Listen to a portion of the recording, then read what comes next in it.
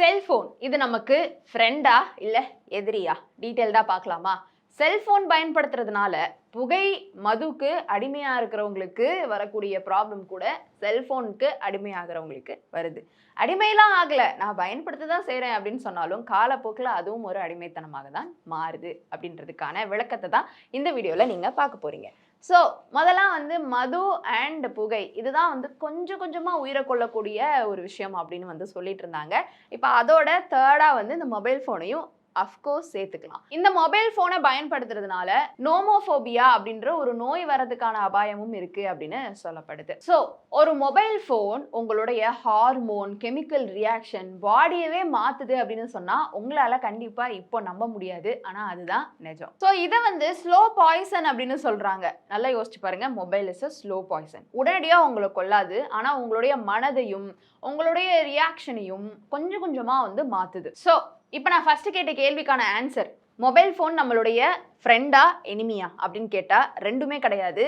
ரெண்டு சைடுமேவும் sharp edges இருக்கக்கூடிய ஒரு கத்தி இது அப்படின்னு சொல்றாங்க. ஸோ நீங்க அதை எப்படி பயன்படுத்துறீங்களோ அதுக்கேற்ற மாதிரி தான் அது உங்களை ட்ரீட் பண்ணும். நீங்க அதை யூஸ் பண்ற மாதிரி பயன்படுத்திக்கிறீங்க அப்படின்னாக்கா அது உங்களுக்கு நல்லது. அது உங்களை யூஸ் பண்ண விட்டுட்டீங்க அப்படின்னாக்கா அது உங்களையே குத்திடும். இப்போ ஹார்மோனல் மாற்றங்களுக்கு இந்த மொபைல் எப்படி வழிவகுக்குது அப்படின்ற கேட்டகரிக்குள்ள வருவோம். மொபைல் போன்ல இருந்து வரக்கூடிய ஒரு நோட்டிபிகேஷனுமேவும் உங்களுடைய டோபமைனை போய் ஹிட் பண்ணுது.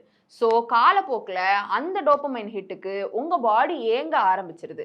அதனால தான் சொல்றாங்க அதை நீங்க யூஸ் பண்ணணும், உங்களை அது யூஸ் பண்ண விட்டுறக்கூடாது அப்படின்னு. First dopamine. செகண்ட், இரவு நேரத்தில் அதிகமாக யூஸ் பண்ணுறதுனால மெலனின் அப்படின்ற ஒரு ஹார்மோன் சுரக்கிறதுல இருந்தும் உங்கள் உடலை இது தடுக்குது. இது என்ன பண்ணும், உங்களுக்கு தூக்கத்தை கொடுக்கக்கூடிய ஒரு ஹார்மோன் இல்லையா, அந்த தூக்கத்தை உங்களுக்கு கொடுக்க விடாமல் ஆக்குறதுக்கு இந்த மொபைல் ஃபோன் ரொம்ப சூப்பராக வேலை பார்க்கும். அதனால இரவு நேரங்களில் கையிலேயே வச்சுட்டு இருந்தீங்க அப்படின்னா இந்த ஹார்மோனல் செக்ரீஷனை இந்த மொபைல் ஃபோன் அஃபெக்ட் பண்ணுது. இப்போ நம்ம நோமோஃபோபியாக்குள்ள வரலாம். ஸோ நோமோஃபோபியா அப்படின்றது என்ன அப்படின்னு பார்த்தீங்கன்னா, ஸோ அட்லீஸ்ட் இந்த கொரோனாக்கு முன்னாடி இருந்த பேட்ச் அட்லீஸ்ட் அவங்கெல்லாம் படிக்கும்போது மொபைல் ஃபோன் யூஸ் பண்ணது கிடையாது. என்டர்டைன்மெண்ட்காக யூஸ் பண்ண ஆரம்பிச்சு அவங்களுக்கு ஒரு பேலன்ஸ் தெரியலாம். அவங்களுக்கே பேலன்ஸ் தெரியுது, ரொம்ப கஷ்டமாக இருக்குது ஒர்க்குக்குலாம் வந்ததுக்கு அப்புறமா. ஆனால் இந்த ஸ்கூல் படிக்கிறதுக்கு மொபைல் லேப்டாப்லாம் யூஸ் பண்ணுறாங்க இல்லையா, அந்த குழந்தைங்களுக்கு தான் இது இன்னமுமே ஒரு டஃப்பான விஷயம் அப்படின்னு மனநல மருத்துவர்கள் சொல்கிறாங்க.